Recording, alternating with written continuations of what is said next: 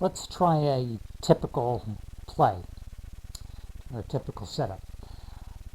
Start with Count Zeroff. First thing he is going to do is decide where he puts his hidden boats. So he's decided he's going to put them 1, 2, 3, 4, 5, and he'll mark them here. The players will not know where they are. Their goal and strategy should be to move toward the shore, search for a boat. The players always go first. And the first time a player plays, the very first thing they do is draw a card. You draw a card before you roll your dice, and a card draw will trump any subsequent action. So let's be player 1 here. I'll play all 3 just for clarity here. Player 1 draws his first card, and it says Snakebite. Lose 1 health point, but it's restored. Can you see that? Restored after 2 rounds. All the players, all of them, including Zeroff, start with 8 points.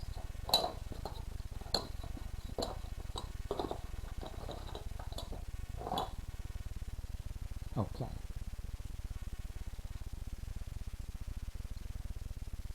This dice here is just to monitor your health points.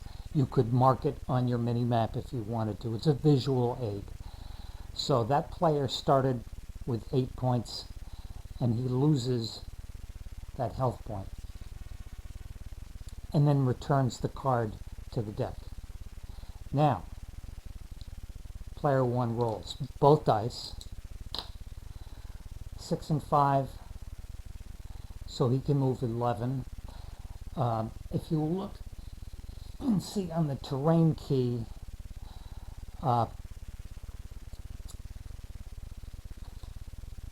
you cannot even pass over these. You have to go around these. So he can move 11. So he'll start here. 1, 2, 3, 4, 5, 6, 7, 8, 9, 10, 11. Second player will draw a card. It says lose hunting knife. Now that issue has come up, I should have mentioned it sooner. Each player is assumed to have a hunting knife. We don't have little Monopoly props for them, although they would be nice. They would be nice to have further down the line. The hunting knife allows you to move 1 full space in on anything except water. Water is always half the value of. It's always half space. Now,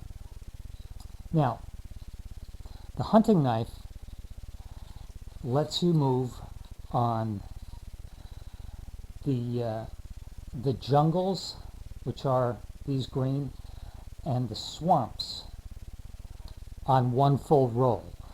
If you lose your hunting knife, which just happened to this player, you can only move half a space on the jungles or the marshes until you recover your hunting knife.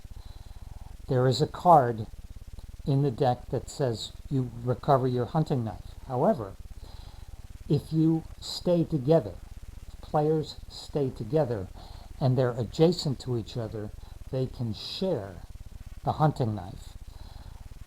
Players also get, and it is assumed, there's no token for it, that you have a water canteen as well, which equates to health points that may show up in the deck of cards. You can share a hunting knife. You can share water if you're adjacent to each other. So I'll pick up here in the second player. Let's make him player 2. He just lost that 2 and 3.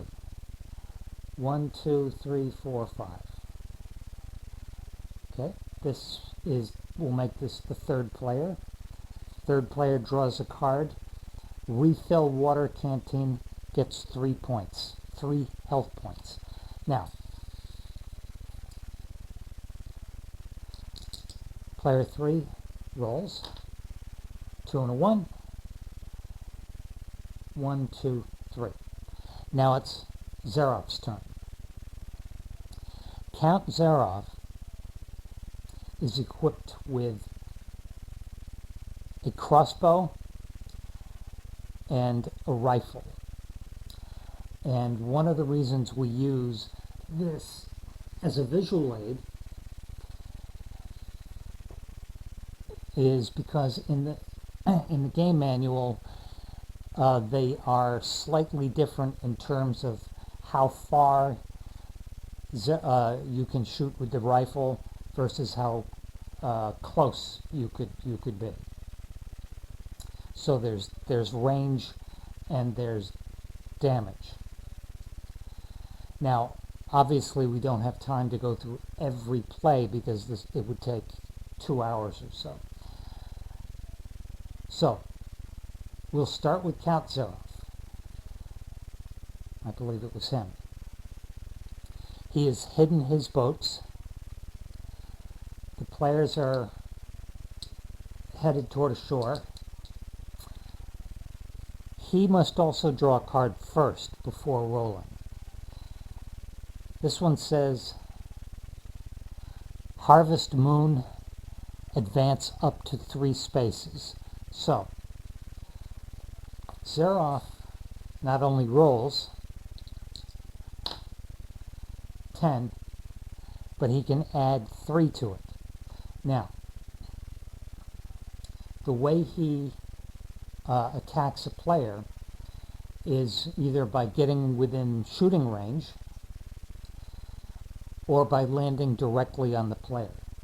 And we'll do that next.